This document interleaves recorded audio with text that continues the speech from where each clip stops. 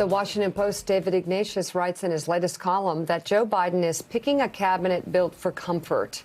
But what he really needs is vision. David argues that Biden's challenge is that after cooling the national fever, literally and figuratively, he needs to shake things up.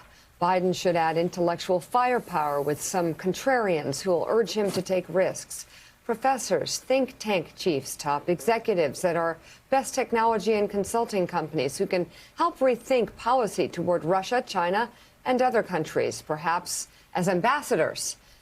If he and his team are going to inspire enthusiasm for the future, we'll need to see some boldness once the Electoral College has voted December 14th, and this is truly a done deal.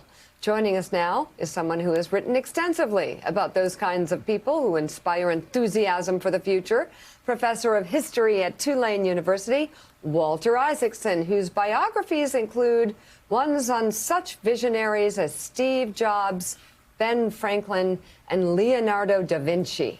Also with us for our series on what Joe Biden may be able to learn from past presidents, Pulitzer Prize winning historian and professor at Harvard, Annette Gordon-Reed. Great to have you both with us. Professor, let me begin with you, and let's talk about FDR and how what you think Joe Biden can learn from Roosevelt.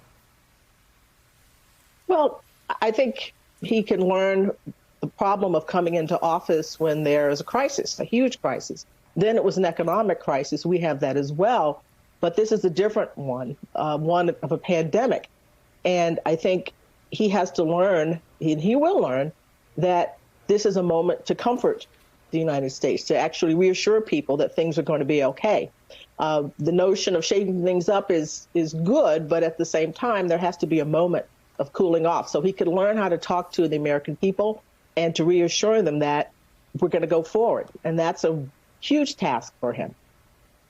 You also talk about JFK, that he should examine the presidency of JFK and specifically the civil rights challenges that actually were starting to come to fruition at the beginning of JFK's presidency, in which he famously brushed aside far too often, only to have his successor, LBJ, pick up the mantle in 64 and 65. What can he learn from JFK's 3 years in office? Well, the importance of taking action, the importance of listening to people on this particular topic. In addition to the pandemic, we've had a huge reckoning, a notion of the reckoning on race at this particular moment. And it's a hot topic, and it's an important topic. It has been throughout American history. He should listen to people and not to brush it aside. It took JFK a time. He eventually came around, but he did so because there were people pressing him, and notably, he did not shut people out. And he eventually got to a point where he realized the importance of all of this because the events were overtaking him. And I think he wanted to be in control of that and to sort of make the contribution that he could under the circumstances. Walter, I've been talking about Harry Truman's surrounding himself with brilliant people and taking their advice.